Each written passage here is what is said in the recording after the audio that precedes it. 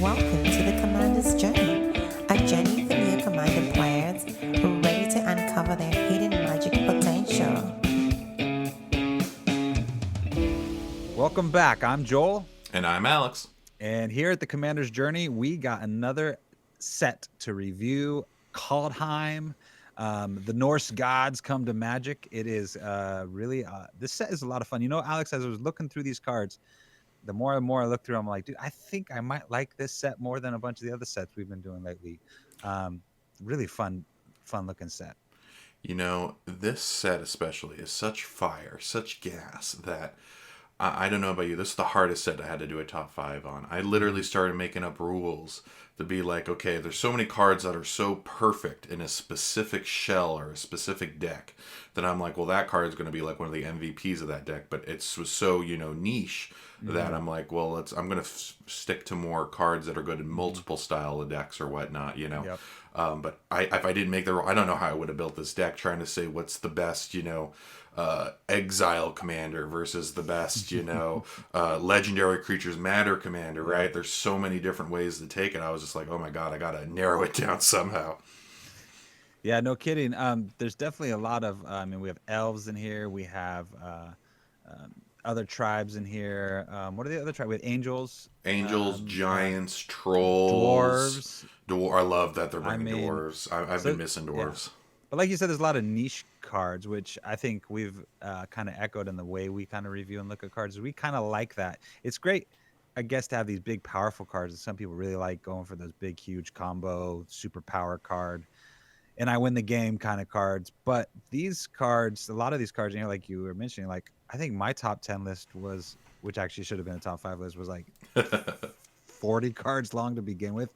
And I had to narrow it down because there's so many fun, niche circumstances that some of these cards can get you into.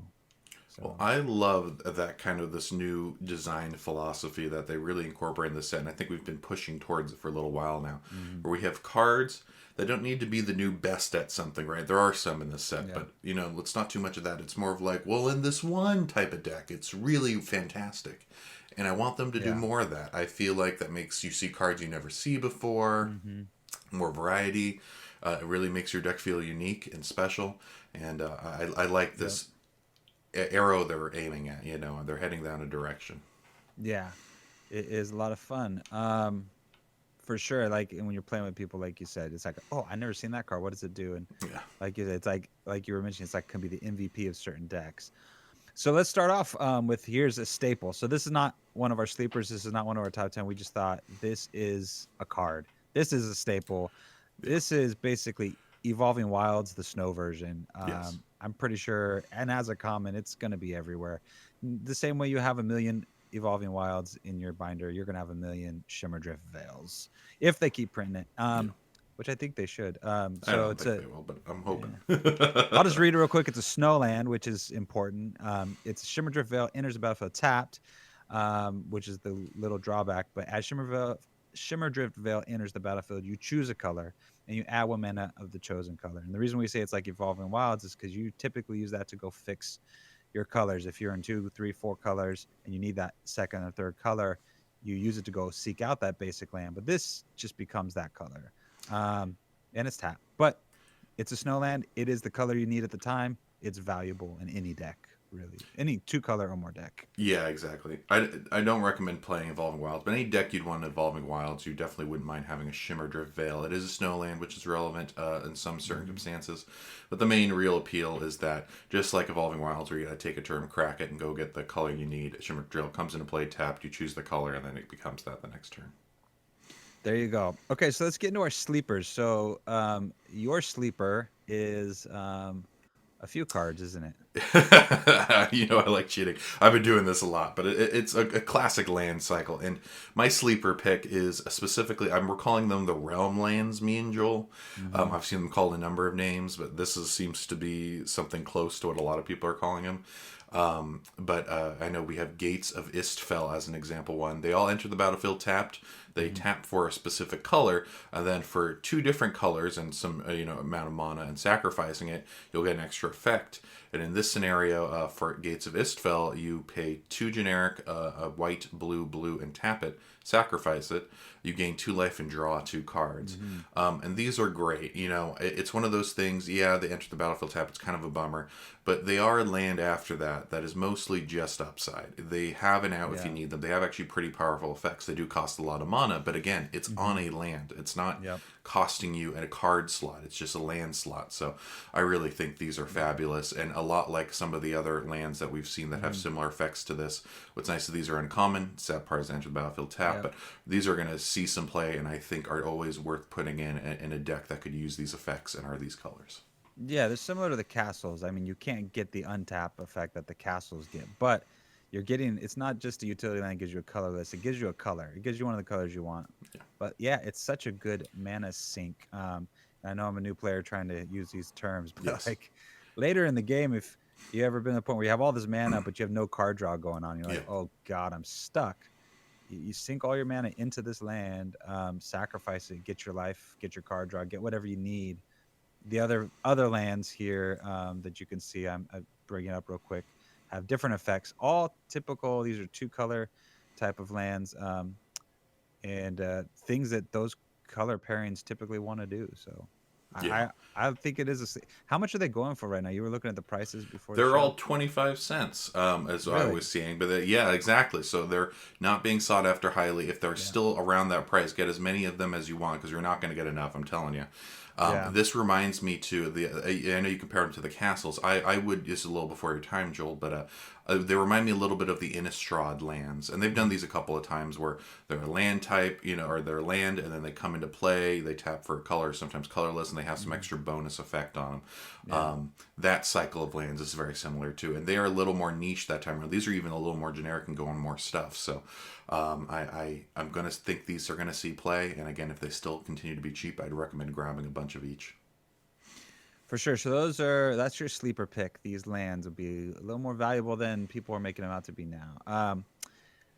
My sleeper, I think, is a fun one. Is Rise of the Dreadmarn. So this bad boy, for 2 and a black, it's an instant. It says, create X 2/2 black zombie berserker creature tokens, where X is the number of non-token creatures that died this turn. So already, just as a card, it's 3 instant, make a bunch of tokens, depending on how many died. It's got the Foretell, which is the new mechanic, so we'll mention it here real quick. So it's Foretell for a 1 black, and the way Foretell works is you can just read inside the parentheses here. During your turn, you may pay 2 generic and exile this card from your hand face down, cast it on a later turn for its Foretell cost. So it's similar to Morph if you've played with Morph cards. But what's different is, so say turn 2 comes around, and I just pay 2 generic. I put this face down on the battlefield so people can see I'm foretelling this card. No, right? exactly. And then it exiles. Yeah, it's in exile. I'm sorry. It's not on the battlefield. It's in an exile zone. But you want people to physically see it on the table. That because you can't cheat. You got to have these cards showing, like similar to Morph cards, face up. But they're not on the battlefield. It's an exile zone. But then what's nice is turn 3, 4, 5, 6. Later on, you can cast this for its Foretell cost, which is just 1 black in this instant. And you have to cast it at the speed of which the card can normally be cast. So if it was a sorcery, you can only cast it on your turn. But this is at instant speed, so it can be done at any time. What I really love about this as a sleeper, it's kind of underpriced, and I think it's under $1 or $2 for a rare. But I think what's beautiful about this card is, literally in any black deck, you throw this in exile and foretell it. And later on, when somebody board wipes you, or maybe if you're in your own thing and you're board wiping yourself, because black likes to do that, or you're sacrificing a bunch of things, boom, you just foretell us for 1 black, you create a bunch of zombies. Somebody comes and board wipes a bunch of stuff. It wouldn't work on a Cyclonic Rift because that bounces everything, but if somebody just board wipes a bunch of creatures, 10 creatures die. Boom, right after those creatures die, foretell this instant speed. Somebody else's turn, 10 things died, you got 10 2/2s. For the cost of 3 mana. So I think it might be a little bit overlooked, but I think more people play this, they'll realize, man, this is a pretty nasty, powerful token generator in any black deck. Yeah, and I'm really curious to how crazy foretell is, you're pretty much like banking a card for later, right? Hopefully you have them early so you don't have to waste it. Can't do it the same turn. Is the only real big downside to a lot of these. Yeah. But you pretty much bank on it, and then later, if it becomes relevant and you need it, boom, all of a sudden you get to pay it. And this one especially too, it has to be a timing thing. It has to be. Yeah. So because of that, this is not much of a drawback to bank it. You bank it for 2, you get to split that mana cost up, and you go from there. I mean, really, this is a great pick, Joel. And even if you don't foretell it and you cast it for 3, it's coming out of your hand, still very valuable. Depending on how many things die. Again, like if somebody board wipes, or say like in my Taste of Kaldheim deck, I go and sack 5 things because I typically do that once I start getting my value engine going. Sack a bunch of stuff for value, and then, I'm gonna cast this anyways and get 5 more zombies that I can then resack again. You know what I mean? Like there's fun things, especially in black. So I think that's my sleeper. That's exciting. So on to our now real top 5, top 10 list, and we will continue calling it that because we cannot make up our minds. What the name? So what's your number 5, Alex? My number 5. Again, I had so much trouble. I was calling people to get ideas for like what cards they really like, see if anything would come up, anything I wasn't missing. I was really struggling to put my top 5 together. For the longest time, I was just going to pick Battle Mammoth. I really like Battle Mammoth. I almost went with it. We talked about one of the earlier episodes we did. Yeah. But I eventually decided that on my top 5 list, Battle Mammoth didn't quite make it. Now it's going to be Doomscar. 3 white and a white for a sorcery. It says destroy all creatures, but it has foretell for 1 white and a white. And so what's really nice about this is, yes, you kind of split the cost up again. You pay 2 on one turn and 3 later. But this really can be, especially if you have it on an early turn, you bank it a 3 mana board wipe. And that is really, really kind of crazy. No, it's awesome in white. Now you do have to, like, I think because the foretell is 1 white, it has to be either mono white or 2 color like a Boros or Zod. I think 2 mana cost you can kind of sneak in. Yeah, it's not ideal, but I think you can get away with it. But I think that's invaluable right there. You can it's still only a sorcery speed, but in a way, if you get it out like you said, you're almost giving yourself a little cost reduction. It's a Wrath of God for 1 less at the foretell cost. So yeah, I think it's 3 a strong mana pick. and 4 mana matter. You know what I mean? It's definitely relevant, and you're not going to need it all the time. It's a perfect card to bank, a lot like Rise of the Dreadmarn, right?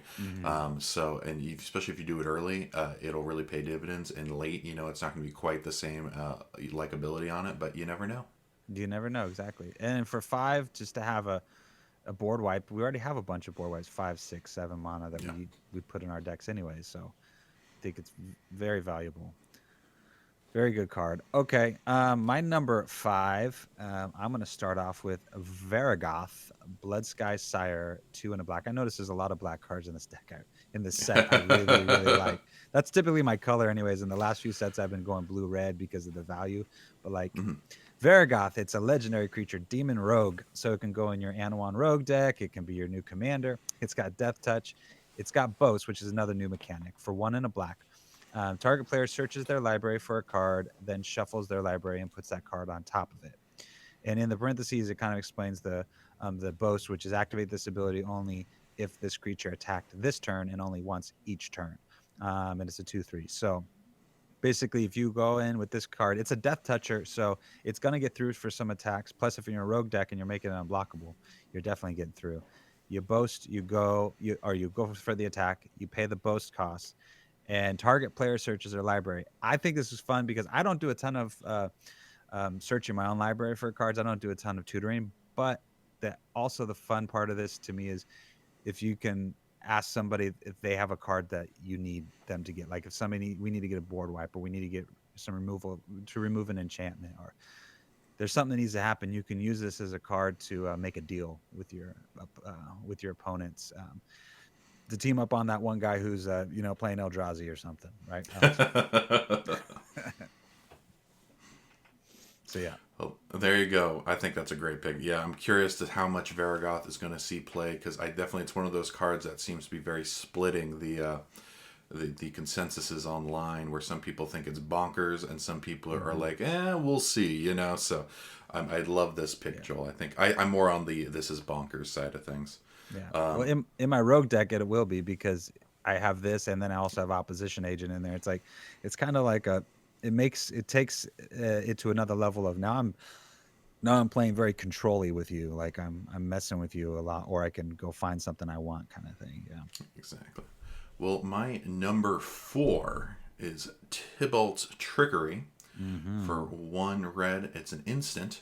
Counter target spell, choose 1, 2, or 3 at random. Its controller mills that many cards, then exiles cards from the top of their library until they exile a non-land card with a different name than that spell. They may cast that card without paying its mana cost. Then they put the exile card on the bottom of their library in a random order. So this is kind of a big deal in that this is a little Chaos Warp-esque, but it's on countering, which in some ways is better. You can hit an instant sorcery then this time around, unlike Chaos Warp. And it's kind of it's that same randomness effect. It feels red, but it's doing something that is both powerful, and it could, hurt you, and I think every now and again it will, but most of the time it'll be a better trade-off. And we'll see how crazy this ends up being, but especially too, it's another removal spell. I could see that I'm going to see this playing a lot. I think this card's going to be in our future for a while. Yeah, mono red, stop Ugin from ever hitting the battlefield, which I know will be important. Not so much the EDH, but in a lot of the other formats. And it's just a straight up counter spell, even though with, like you said, kind of the Chaos Warpy effect. But a counterspell in mono red, which or Boros, or like just a counterspell where you don't have blue, is always invaluable, like you said. Okay, now let's go to my number 4, which is In Search of Greatness. I hesitate to put this up there because I just feel like green gets all the best stuff. But this is in number 4. It might be higher, I don't know. But for 2 green, it's an enchantment. At the beginning of your upkeep, you may cast a permanent spell from your hand with converter cost equal to 1 plus the highest converter mana cost among other permanents you control without paying its mana cost. If you don't, scry 1. So value. You're on your upkeep. I got a permanent on the battlefield. I got a 2 CMC enchantment. Oh wait, I got a 3 CMC something in my hand. It doesn't say like just creature or enchantment. If it said just creature, I would think it's a little more tame. But the fact that it's any permanent, if you build your mana curve in your deck right and you have enough 2, 3, 4 drops, right, and this comes out on turn 2 and then 3, 4, 5, you just have cards. You're just going to be each turn cheating something out and still being able to use your mana. And if you don't, go ahead, just scry 1. Who cares? Go ahead and filter your deck a little bit since you can't have this awesome effect. In Search of Greatness. Yeah, I want to throw this out here too. Like you said, this is a really powerful card, and like the only downside is it has to be in your hand, but that's not a crazy downside. That's like a really low downside. If you have enough card draw, it's not a big deal in the slightest. This card is fantastic. It's going to see play. A lot of decks will be happy to have it. I agree with you, Joel. This is a worrying trend. This effect's getting cheaper. It's getting more powerful, less downsides, alternatives.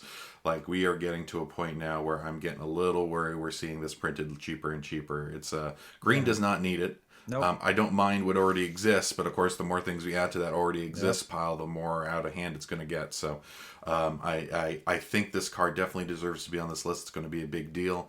I am a little worried about this trend, though, for green. Does not need the help. I know, come on. Turn 1, play Land War Elves. Turn 2, play In Search of Greatness. Turn 3, play Garruk's Awakening. Turn 4, for free, put out a 4-drop and get your card draw from. I don't know. It's just like green has a lot of these really awesome cheat everything on the battlefield. Yeah. Give it to another color, please. And let white cheat a little bit. But let white cheat a little bit. White could definitely use it. Anyways, that's a painful card. So my number 3, also a green card, but also some other colors. My number 3 is Jorn, God of Winter, 2 and a green. Legendary snow creature god. It says whenever Jorn attacks, untap each snow permanent control to 3/3. And that's the main side I want to look at, though I will say what's on the back side. It's Cauldring the Rime Staff, 1 blue and a black. Legendary snow artifact that says tap. You may play target snow permanent from your graveyard this turn. If you do, it enters the battlefield tapped. So Jorn in a snow deck is just stupid. Let's start with that. Yeah. But even outside of a snow deck, where the backside isn't as relevant, Hmm. Jorn itself is basically like a Seedborn Muse type of effect. If you Hmm. just play with snow lands, Yep. all your snow lands will land tap, and hopefully with this set, we'll see snow lands drop down in price because they've gotten a little expensive recently. Yep. We'll see them go down in price. People will be able to play it more. It's not a terribly big ask in theory to have Hmm. all your lands be snow. It's not changing your deck structure or anything Hmm. beyond the additional ask there, and it becomes a Seaboard Muse. And then in a snow deck, this gets bonkers. So it's good most of the time, Hmm. and it's crazy in a snow deck. Hmm. Yeah, like if you can, and you can play a lot more basics in your deck than you think. I think we do pretty good. I think for most of my decks, I might have between 8 and 14 not that are not basic lands, and then the rest of my lands are basic lands. So I already have a good amount in most decks. Once you get 3 colors, 4 colors, it's a little more difficult. But I know people that just play with a ton of basics, even in 2, 3 color decks. And Yeah. this is a 3 color deck. But holy cow, to have a Seaborn Muse on your commander, yeah, pretty powerful. It's not only on your commander, it allows you to play 3 different colors if that's relevant to you. If you Hmm. are in a snow deck, again, much more powerful. But even if you just have it as one of the 99 and the colors that want it, and Hmm. again, all your basic lands are now snow basic lands, it's really, really usable. I mean, again, it's Yep. one of those ones. It's good outside the deck, and it's really powerful in one. So I think this kind of hits all the markers. Yeah, and that artifact's no joke either. Being able to pull things out of your graveyard if you're in a snow deck can also No be mana cost to valuable. it either. No mana cost for that effect, just tapping it. Yeah, but then you got to play. You do got to pay for it to get it out. But yeah, you can play it from there. Yes. It's so crazy. Yeah, it'd be worse if it said just stick it right on the battlefield. Yeah. Wait, that's mono green. Yeah. That's not simic. Not this isn't I mean that's not green, black, Yeah. blue. I mean, the only downside is it Why'd I enters the forget battlefield what tapped. that color pairing's called? I just It is Sultai is the color Sultai. pairing. Okay, okay. So there you go, Jorn, God of Winter. My number 3 is one we talked about in the previous our first takes episode, but it's Kaeya the Inexorable. It's 3 white and a black. +1, you put a ghost form counter on up to one target non-token creature, and it gains when this creature dies or is put into exile, return it to its owner's hand and create a 1/1 white spirit creature token with flying. For -3, you can exile a target non-land permanent, or for -7, you get an emblem that says at the beginning of your upkeep, you may cast a legendary spell from your hand, from your graveyard, or from among cards you own in exile without paying its mana cost. And its loyalty 5. Its ultimate's crazy. If you can get to that ultimate, I mean that's a game winning ultimate for sure. But if you need this for just simple removal, right? It does cost 5, but for simple removal, -3, you exile non-land permanent. Value. It is a little bit more. I mean, there's cheaper ways in white and black to exile permanents, but for +1, you put a ghost form counter up to one target non-token creature gains when this creature dies or is put in exile, return it to its owner's hand and create a 1/1 white spirit. So it's protecting almost anything you want. You put these counters out. It's what's that god that puts the counters that protects it? That it was The new Athreos with the new Athros, right? I think it's a coin counter or a gold counter, something like that. Yeah. So this comes out sooner than an Athreos would come out, and you can start doing this game with it, right? Where you're protecting your best thing. Probably throw it on your commander first, put it on something else. Allows you to bounce it back to your hand and make a token at the same time, so you can then recast it. Protects your stuff. Love this card. It just does so much, and that's kind of like what I like to see on a planeswalker for EDH or for commander. It's the static permanence, the static effect planeswalkers are really good too for that reason, because enchantments are great in EDH. But like this is just really cool. Yeah, don't let somebody ultimate with this, or yeah, they pretty much got you. Yeah. No, this card is a lot of. They pretty much got you just getting it out. This is a quite probably one of the more powerful planeswalker I've seen printed recently, and it's very Kaeya. I love that. It feels like the character, and it's very exciting. I'm very happy with this card, and I think it's a really great addition to a white black deck. My only complaint is that she has little daggers rather than those really cool axes that remember they teased us back in Yes. December. I would love to see her with the axe, especially since we're on Kaldheim. Only time she could wield an axe.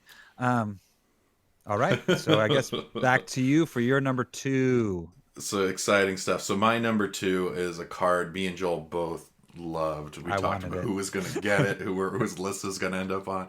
I ended up with it, and that card is Goldspan Dragon. 3 red and a red for a creature dragon. It has flying and haste, and whenever Goldspan Dragon attacks or becomes target of a spell, create a treasure token. And then on top of all that, treasure tokens you control have tap, sacrifice this artifact, add 2 mana of any one color. It's a 4/4. This is just... It's great in red. It's great in Boros. It's great in artifacts. It's great in dragons. It's great in so many shells. So many card decks want this card, and it is powerful. It has haste. It's doing it immediately. It'll get a sneak attack in. I mean, oh my God, Joel, this card. I know, and it's like on attacks or if it's targeted. It was that cool effect that you were talking about. If somebody goes and targets this and gets it, you still get a token out of it. It's like you're it can trips a token. I don't know if that's a term, but I love the fact that it doubles your token too. Where we're making more and more of these tokens, these treasure tokens. I'm putting it in my treasure token deck, by the way. Yeah, I like treasure tokens. I think it's a great way to go, and I'm looking forward to more of them. Perfect. Goldspan Dragon. Love it. Love big dragons. Very EDH. There you go. Goldspan. Powerful one. Okay. So for my number 2, I think this card, the more and more I've looked at this card, the more I'm like, I think everybody knows it's really good, but I think it's going to slowly, people are going to get more and more and more up on it the more you play with it. Because it is, to me, I feel like it could be quite insane, but it's really, really good. It is COSIMA, God of the Voyage. At the beginning of your upkeep, it's a legendary creature god. At the beginning of upkeep, you may exile COSIMA. If you do, it gains. Whenever a land enters the battlefield under your control, if COSIMA is exiled, you may put a Voyage counter on it. If you don't, return COSIMA to the battlefield with X +1/+1 counters on it and draw X cards, where X is the number of Voyage counters on it. It's a 2/4. And let me read the back real quick before I get into it. But I'm clicking on the wrong thing. I got to click over here. The back is the Omen Keel. For 1 and a blue, it's a legendary artifact vehicle, which is awesome. Whenever a vehicle you control deals combat damage to a player, that player exiles that many cards from the top of their library, and you may play lands from among those cards for as long as they remain exiled, and it accrues for only 1, and it's a 3/3. So that is really cool too. But what I love the most is the COSIMA side of it, the god side of it. What's really cool is if you're in mono blue, say you build this in mono blue deck, or in a deck that just doesn't have green, right? It's not really great on ramp or whatnot. Take COSIMA, put it down turn 3, turn 4. You can exile COSIMA, and then you play a land. It gets a counter. You play another land. Like, as you're playing lands, it gets counters. If you can't play land for whatever reason, your mana's screwed. Guess what? COSIMA comes back to the battlefield bigger and allows you to draw cards based on how many counters on it. And maybe you get a land in that deck, in that draw again. Then you draw. Then you can play that land. Next turn, you can exile her again. Do it and start the process. This card seems like you will never be without a land or a card draw in each turn, and that's the one thing that I know. Like, you're playing EDH, you get to turn 4, 5, 6, and you can't play a land or you can't draw cards. Like, you're like feeling, oh crap, I'm getting behind. I'm going to lose this game. COSIMA fixes that for you in so many ways. It's like, nope, you're never going to be without a land. Oh, and by the way, if you're a vehicle, you're still not going to be without a land, because I'm going to take the lands from the top of your deck. So I just love this card. I feel like it's such a great answer for value. Just give me land, give me card draw, give me land, give me card draw. Yeah, definitely, the front end is what everyone's talking about, and rightfully so. It's definitely the power end, but even the backside, I think, is so cool. It's really pushing a vehicle deck in mono blue, which hasn't really been done. Really unique. You could build a boat deck, you know what I mean? Yep. Just, it's the God of Voyage. Makes total sense. I really think this is a really, really cool card. I'm glad it exists. Boy, it's powerful, all right, but I like that it's also flexible. You really you're getting the full package with COSIMA. Beautiful card. Love it. Love it. All right. Now, Tap. You're number 1. Alex is number 1. On to number 1, and this will not be a surprise for anybody. This is probably the most vanilla number 1, will not be the most vanilla number 1 possible. It is Voranplex Monstrous Raider. 4 green to green for legendary creature Phyrexian Praetor. Phyrexian's a big deal. Has trample, haste. If you would put 1 or more counters on a permanent or player, put twice that many of each of those kinds of counters on the permanent or player instead. If an opponent would put 1 or more counters on a permanent or player, put half that many of each of those kinds of counters on a permanent or player instead. Rounded down, it's a 6/6. So everyone loves a Voranplex. Why is Voranplex here? We all got to know. Yep. This is an exciting reveal. This is a fantastic card. Worst case scenario, it's a 6 mana trample haste 6/6 with so much upside. I mean, it definitely wants in being a counters deck, but even if you just need a big beefy haste creature in green, it'll weaken your opponents too. It'll be a little bit of a hate card, and it's a lot less of a hate card than the old Voranplex, that's for sure. So, this is really the big talked about card. I could not do this list without including Voranplex on it. The more we talk, the more I decide maybe this should be number 1. It's just, this is a scary card. This is a big deal. And I'm looking forward to see more reprints of Praetors, and I love the Phyrexian creature types on it. That's really, that was the biggest surprise, and I want to see what they do with that. It's nasty, dude. Every one of your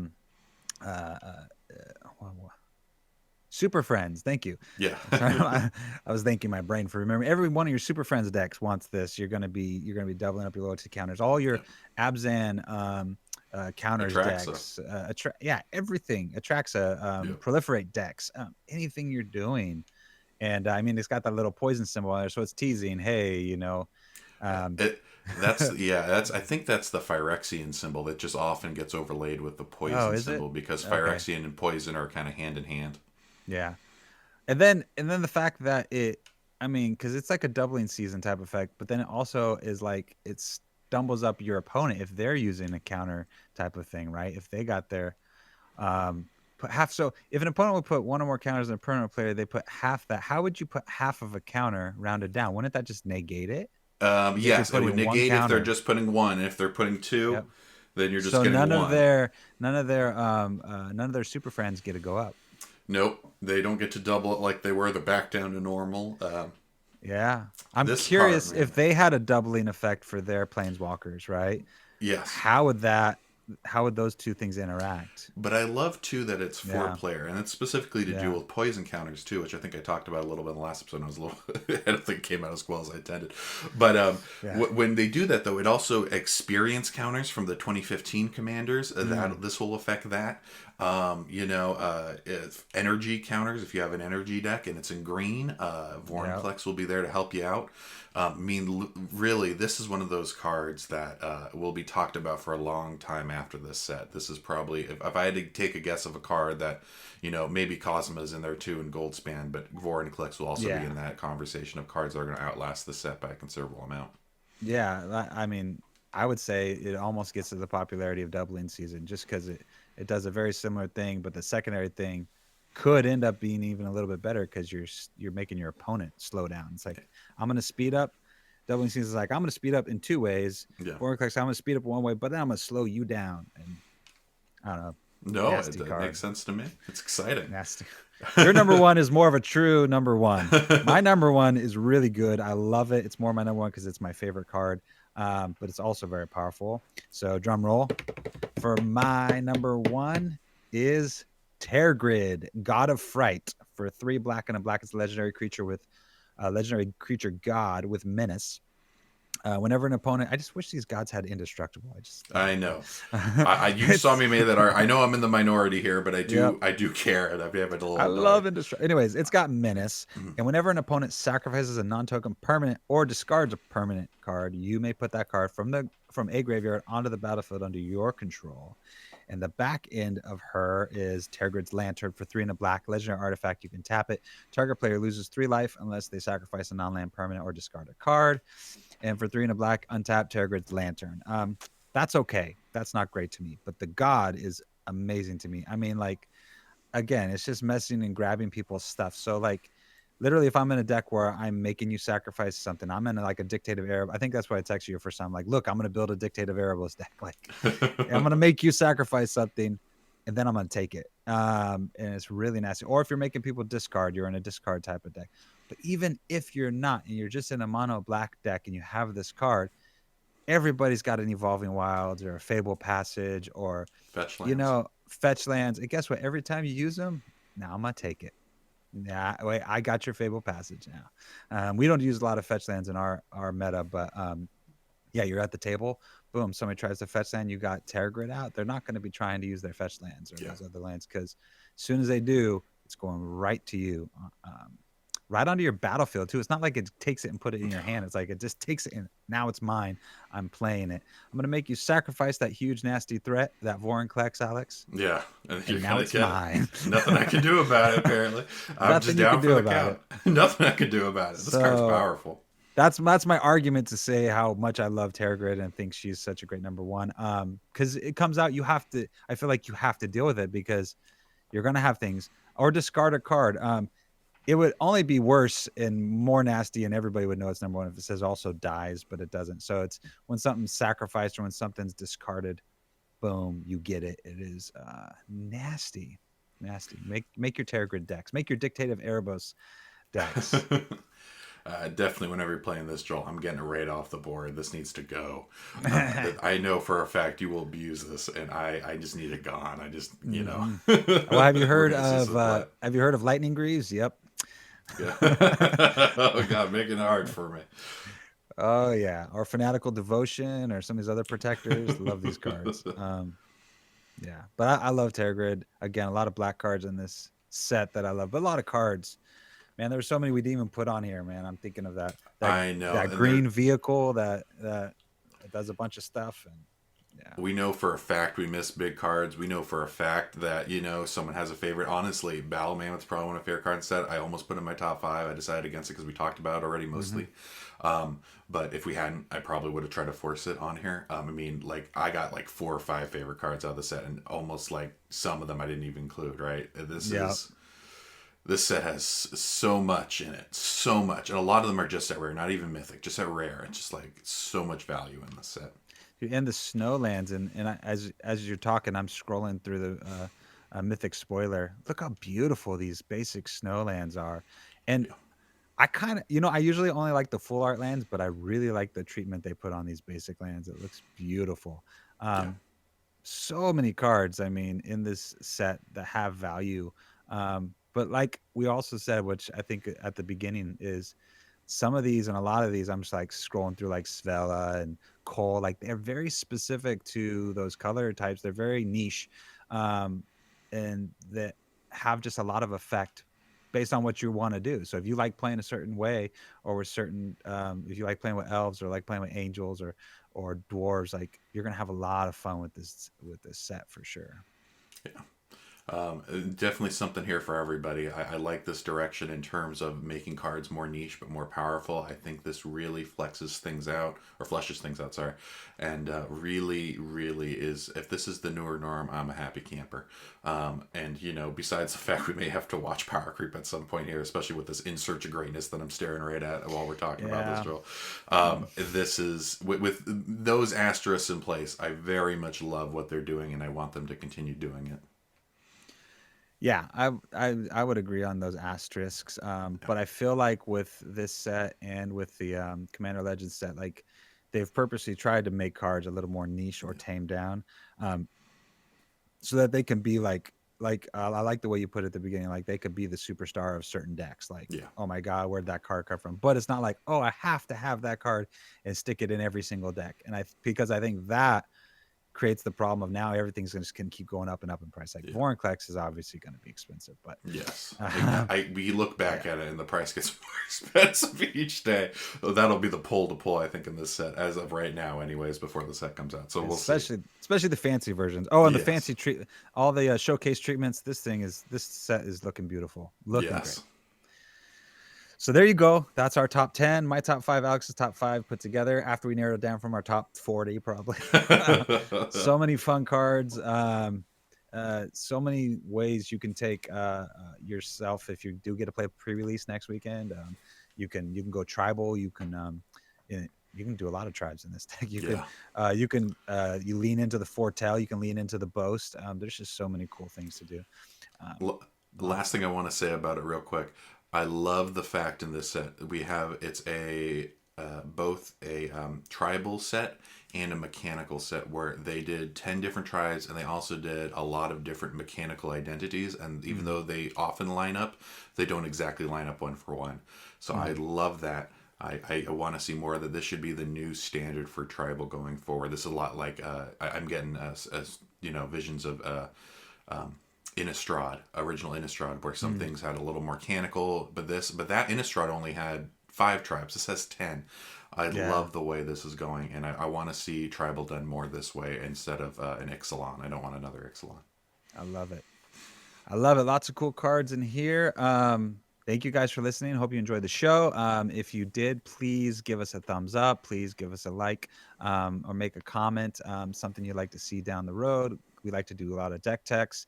We're trying to do more like first takes, hidden gems, just talk about cards, just things we love about Magic. So yeah, please do that. We really, really appreciate it. And I want to say too, we do have a link to a TCG Player. We're an affiliate.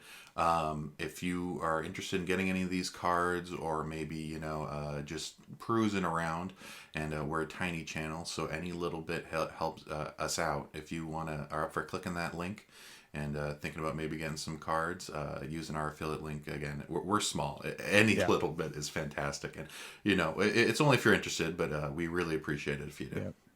So it's a lot of moral support at this point, and then the little bit of financial support helps us. Every little bit counts. Thank you guys, and until next time. See ya.